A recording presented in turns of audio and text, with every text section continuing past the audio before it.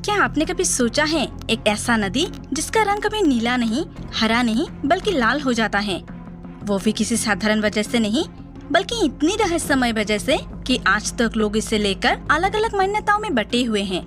कहा जाता है कि साल में एक बार इस नदी का पानी रहस्यमय तरीके से लाल हो जाता है।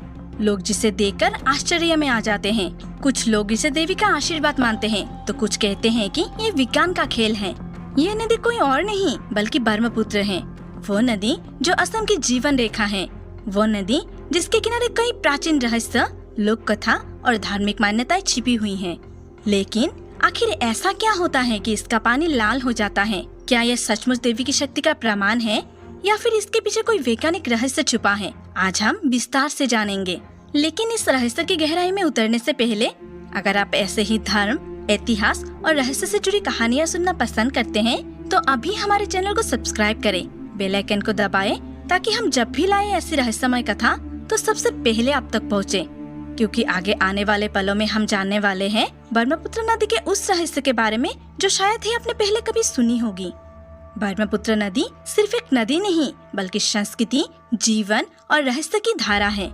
इसका उत्पत्ति तिब्बत के मानसरोवर क्षेत्र से होता है, जहाँ इसे यारलुंग तस्यांगपो के नाम से जाना जाता है। वहाँ से ये नदी हजारों किलोमीटर की यात्रा करती हुई अरुणाचल प्रदेश और फिर असम में प्रवेश करता है। असम पहुंचकर ये फैलते हैं और असम की धरती को उपजाऊ बनाती हैं। यही कारण है कि ब्रह्मपुत्र को असम की जीवन रेखा कहा जाता है। इस नदी के किनारे बसे गांव, शहर और मंदिर सभी इसके रहस्य की साक्षी देते हैं। कहा जाता है कि इसके हर मोड़ पर कोई न कोई पौराणिक कथा बसी हुई है और इन्हीं कथाओं में छिपा है एक ऐसा रहस्य जो हर साल दुनिया भर का ध्यान अपनी ओर खींच लेता है। अब आइए बातें करते हैं उस सबसे बड़े कारण की जिससे ब्रह्मपुत्र नदी का रंग लाल हो जाता है। असम की राजधानी गुवाहाटी में स्थित है कामाख्या मंदिर। जब भगवान शिव ने माता सती के मृत शरीर को लेकर पूरे ब्रह्मांड में तांडव कर रहे थे, तब भगवान विष्णु ने अपने सुदर्शन चक्र से माता सती के मृत शरीर के टुकड़े टुकड़े कर दिए थे। असम की गुवाहाटी में स्थित नीलाचल पहाड़ पर माता सती का योनि भाग गिरा था, जहां आज कामाख्या मंदिर बना। यह मंदिर भारत के 51 शक्तिपीठों में से एक है। यह देवी कामाख्या की कोई मूर्ति नहीं है बल्कि योनि आकार की एक शिला की पूजा की जाती है, जिन्हें स्त्री शक्ति और सृजन शक्ति का प्रतीक माना जाता है।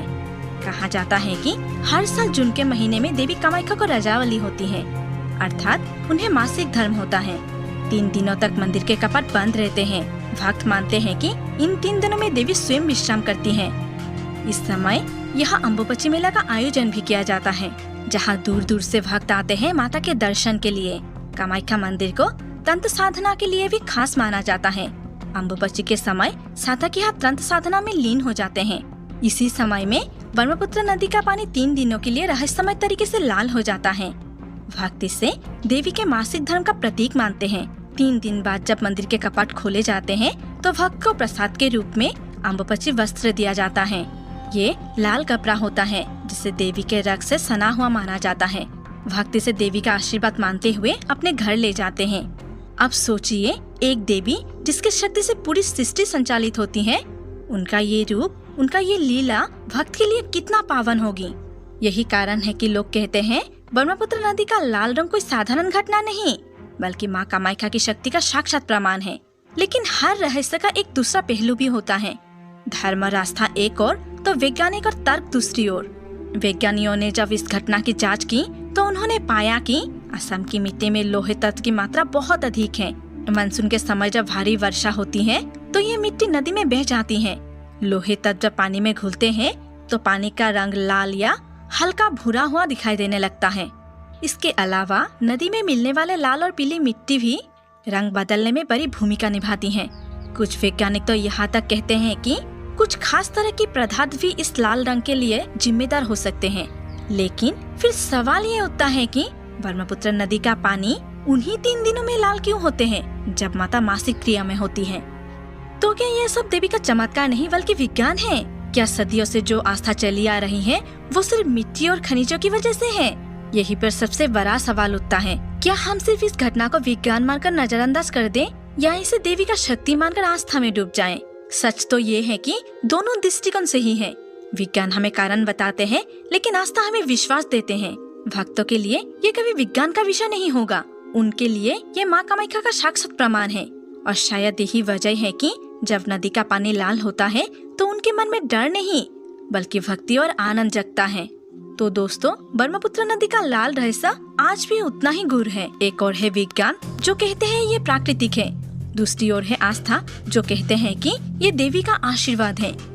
शायद सच्चाई दोनों के बीच कहीं छिपी है, लेकिन अंत में ये हम पर निर्भर करता है कि हम क्या मानते हैं। क्या ये लोहा तत्व है या फिर कामाख्या माँ का चमत्कार? कमेंट में जरूर बताएं।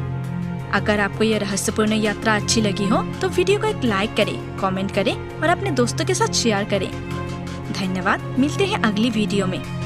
जय माँ कामाख्या।